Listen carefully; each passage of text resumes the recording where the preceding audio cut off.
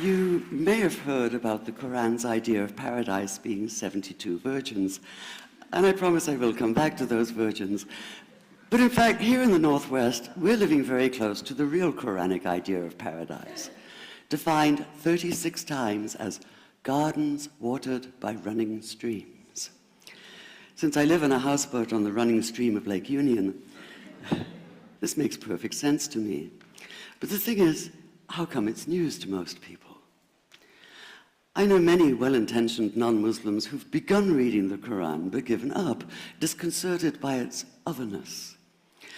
The historian Thomas Carlyle considered Muhammad one of the world's greatest heroes, yet even he called the Quran as toilsome reading as I ever undertook, a wearisome, confused jumble.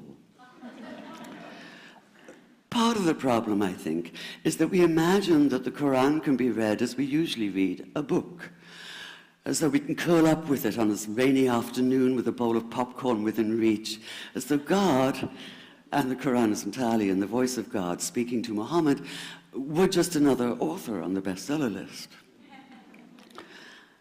Yet the fact that so few people do actually read the Quran is precisely why it's so easy to quote. That is, to misquote. Phrases and snippets taken out of context in what I call the highlighter version, which is the one favored by both Muslim fundamentalists and anti-Muslim Islamophobes. So this past spring, as I was gearing up to begin writing a biography of Muhammad, I realized I needed to read the Quran properly as I could, that is. My Arabic's reduced by now to wielding a dictionary, so I took 4 well-known translations and decided to read them side by side, verse by verse, along with a transliteration and the original 7th century Arabic. Now, I did have an advantage. My last book was about the story behind the Shia-Sunni split, and for that I'd worked closely with the earliest Islamic histories, so I knew the events to which the Quran constantly refers, its frame of reference. I knew enough, that is, to know that I'd be a tourist in the Quran, an informed one, an experienced one even, but still an outsider, an agnostic Jew reading someone else's holy book. So I read slowly. I'd set aside 3 weeks for this project, and that, I think, is what is meant by hubris, because it turned out to be 3 months. I did resist the temptation to skip to the back where the shorter and more clearly mystical chapters are, but every time I thought I was beginning to get a handle on the Quran, that feeling of, I get it now, it'd slip away overnight, and I'd come back in the morning wondering if I wasn't lost in a strange land. And yet the terrain was very familiar. The Quran declares that it comes to renew the message of the Torah and the Gospels, so 1/3 of it reprises the stories of biblical figures like Abraham, Moses, Joseph, Mary, Jesus.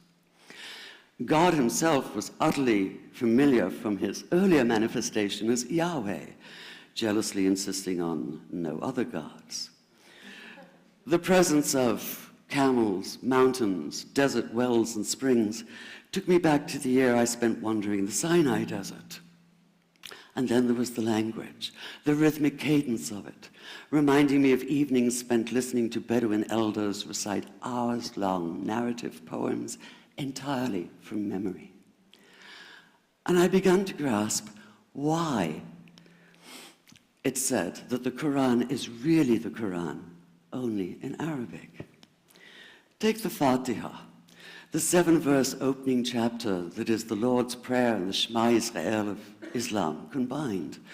It's just 29 words in Arabic, but anywhere from 65 to 72 in translation. And yet the more you add, the more seems to go missing. The Arabic has an incantatory, almost hypnotic quality that begs to be heard rather than read, felt more than analyzed. It wants to be chanted out loud, to sound its music in the ear and on the tongue. So the Quran in English is a kind of shadow of itself, or as Arthur Arbery called his version, an interpretation. But all is not lost in translation. As the Koran promises, patience is rewarded, and there are many surprises. A degree of environmental awareness, for instance, and of humans as mere stewards of God's creation, unmatched in the Bible. And where the Bible is addressed exclusively to men, using the second and third person masculine, the Koran includes women, talking, for instance, of believing men and believing women, honorable men and honorable women. Or take the infamous verse about killing the unbelievers. Yes, it does say that, but in a very specific context. The anticipated conquest of the sanctuary city of Mecca, where fighting was usually forbidden. And the permission comes hedged about with qualifiers. Not you must kill unbelievers in Mecca, but you are allowed to, but only after a grace period is over. And only if there's no other pact in place. And only if they try to stop you getting to the Kaaba. And only if they attack you first. And even then, God is merciful, forgiveness is supreme, and so, essentially, better if you don't. This was perhaps the biggest surprise. How flexible the Koran is, at least in minds that are not fundamentally inflexible. Some of these verses are definite in meaning, it says, and others are ambiguous.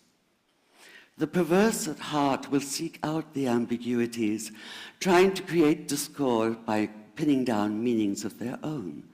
Only God knows the true meaning. The phrase, God is subtle, appears again and again.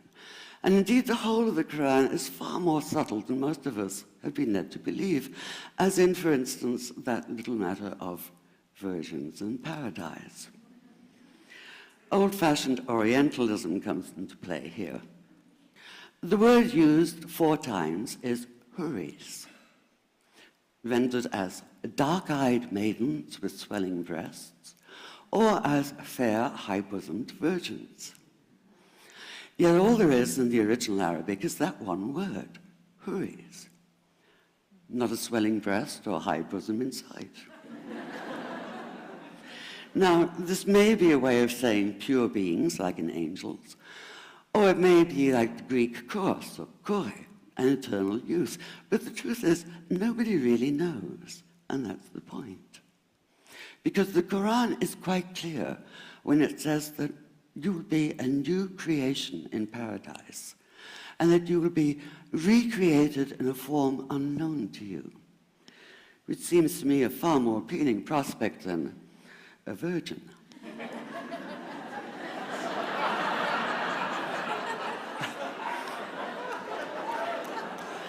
And that number 72 never appears. There are no 72 virgins in the Quran. That idea only came into being 300 years later, and most Islamic scholars see it as the equivalent of people with wings sitting on clouds and strumming harps.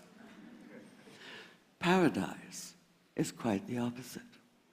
It's not virginity, it's fecundity, it's plenty, it's gardens watered by running streams.